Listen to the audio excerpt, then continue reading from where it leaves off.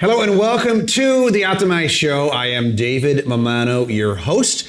A great show on the Emerge TV network. Today we have a great guest, a longtime friend, Very. Maria Kast. Welcome to the show. Thank you. I'm glad to be here. We have known each other since grade school. We certainly have. And look at us now. Yes, and you've changed very little. Well, you have aged well as well. You're sleeping in formaldehyde. I don't know what you're doing. Yeah.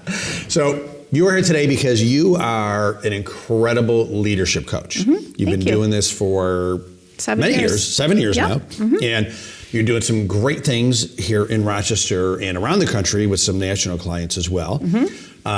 So first of all, tell us about, how did you get to this leadership coaching journey?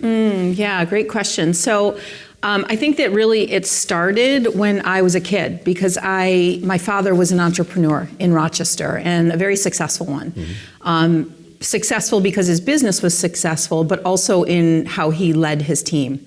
He was always a person who listened to his team and allowed them autonomy and only jumped in when absolutely necessary, open door policy.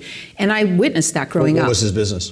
He owned a company called Monroe Piping and Sheet Metal, so it was a mechanical contracting company. And so as a kid, I worked there in the summers. I started sweeping floors and doing whatever it takes, right? Yeah, absolutely. And just watching him and seeing how he led, I think that was really where I first started to realize, this is something I want to do. I want to lead people and lead them well like he did.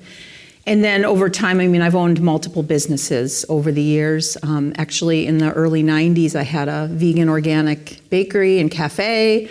Cutting edge back then. Yeah, totally. In the 90s, people were like, what's vegan? Yes. What's gluten-free, right? Exactly. Yeah. We had like a really great core group of customers, and then, we couldn't much expand because not many people knew. Well, if you had it now, you'd be a multi-gazillion. I know. I was way before my time. Way ahead of the time. Yep. Yeah. So, all through this journey of owning, a couple different businesses, I was a sales director with Maria Kast, where I learned a lot of leadership too. But through that time, I just was always studying how to lead well. And then about 8 years ago, I was an executive level director with Maria Kast, and I really spent a lot of time learning leadership and how to lead people. And I realized the business model wasn't my jazz, but I absolutely loved coaching my team. So that's when I went and got my leadership certification with John Maxwell Leadership. And that was about 8 years ago, and I've had my own business now for 7 years, coaching leaders and emerging leaders in small business. That's fantastic. Well, great certification, because if anybody has studied leadership through the years, John Maxwell is probably the most well-known and the best leadership. How many books has he written? 20 plus books? Oh, right? Many. His voice is mesmerizing, right? And he's just a great leadership coach. So I had the honor of meeting him years ago, and I was like, I'm not worthy. So good for you. Yeah, very cool. Going through probably one of the best leadership certification programs around, once again, if not the best. So you're working with a lot of clients for the past 7-ish years. What are some of I'll say challenges / opportunities that are unique to leaders in today's business environment that maybe weren't around 30 years ago as much? What are some of the changing leadership challenges and opportunities that you're seeing and helping your clients with? Yeah, I'm going to speak from really the last 2 to 3 years, since COVID, because things have obviously changed with leadership since. And I would say that honestly, the biggest thing I hear from both emerging leaders and leaders within companies is that they don't have time to really think into the business, to think into their leadership.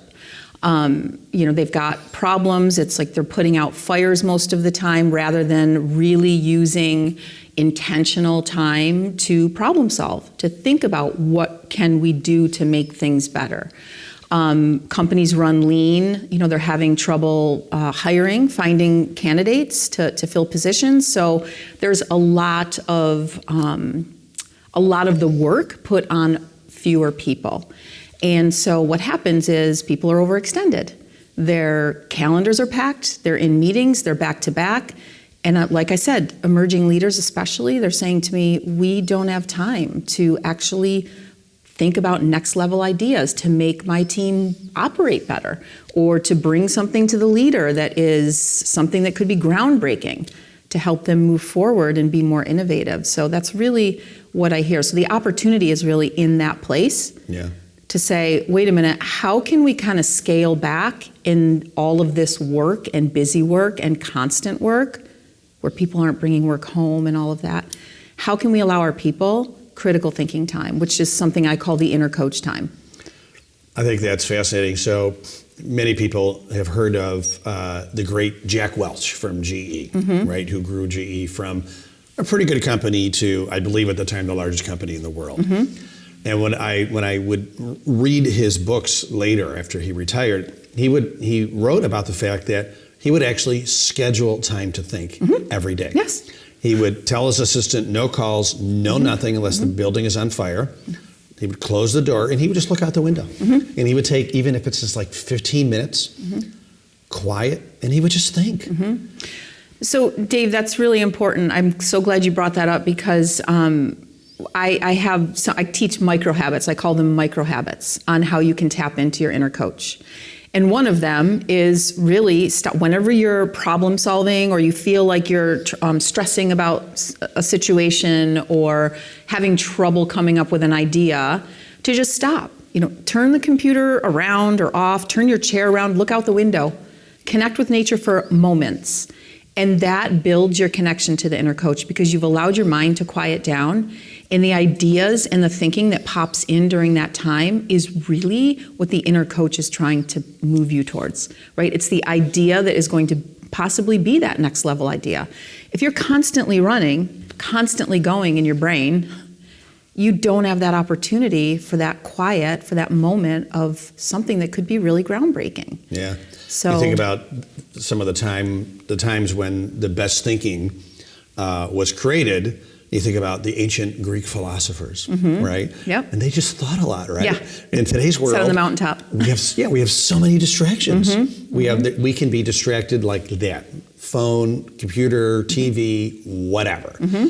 And I think it's so important to just put all that stuff away sometimes. And you're right, and make yourself like not have access to it. Yes. Maybe, lock the door, put everything away, and go for a walk in the woods. You just kind of detox. Maybe spend the first half hour detoxing from all the addictions to being connected everywhere. And then you can start to go deep and think, right? Yeah. Well, and I think what's important is you don't need to go, that's a great idea to go walk in the woods. You don't need that though, right? Yeah. That's a great opportunity and something to build into your calendar if it's something that drives you. And I know that you like to get outside a lot too and you do your thinking time.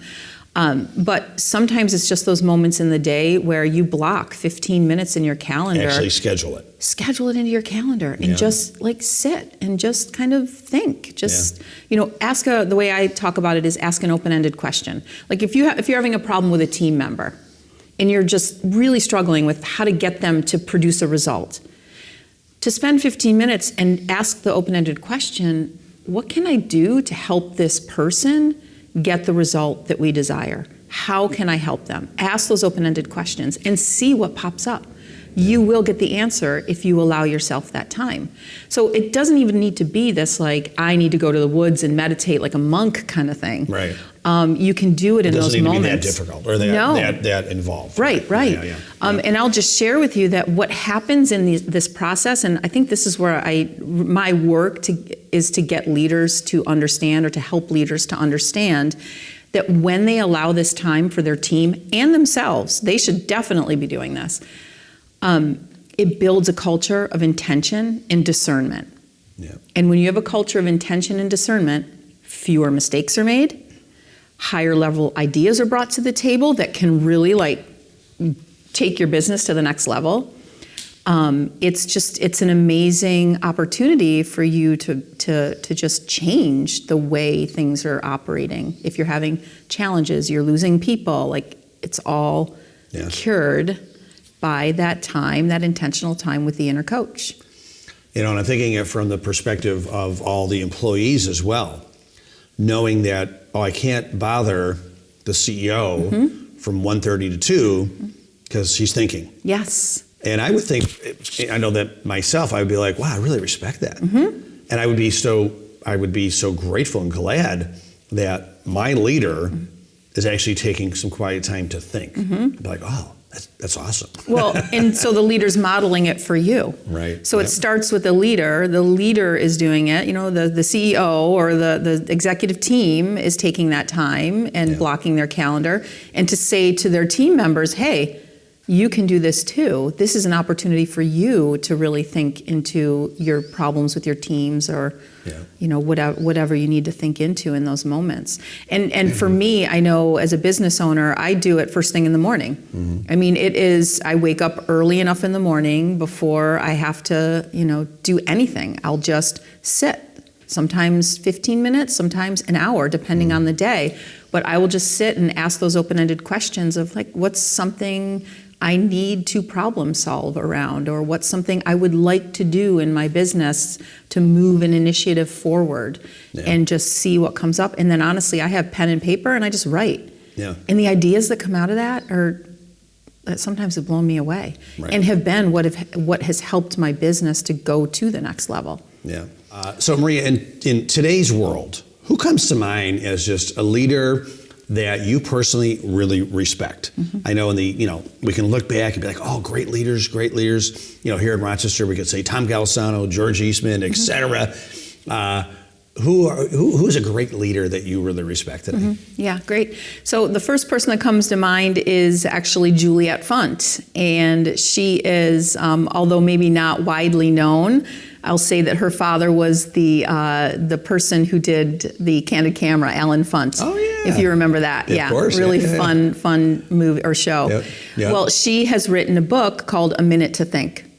And I would say she's an up-and-coming leader because she's thinking out of the box. She is, you know, has speaking engagements and has her own company, and she is really teaching this concept of the power in taking a minute to think, stepping away from business as usual. And when I saw her speak for the first time a couple years ago at the Global Leadership Summit, and I've since gotten her book, like some of what I had been teaching for years or had been implementing myself, I read in this book and I thought, wow, you know what? This is the future. This is the way. Awesome. A Minute to Think. Yeah, it's a great book. Juliet Funt. Yes. All right. Awesome. I'll have to check that out.